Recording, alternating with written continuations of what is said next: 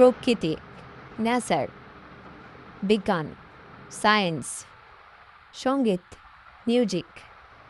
সমাজ, সোসাইটি, সংস্কৃতি, কালচার, পরিবার, ফ্যামিলি, খেলাধুলা, স্পোর্টস, গবেষণা, রিসার্চ, রসায়ন, কেমিস্ট্রি, মহাবিশ্ব, ইউনিভার্স, পদার্থবিদ্যা, ফিজিক্স, সাহিত্য, লিটারেচার, জীববিজ্ঞান, বায়োলজি, উদ্ভাবন, ইনোভেশন,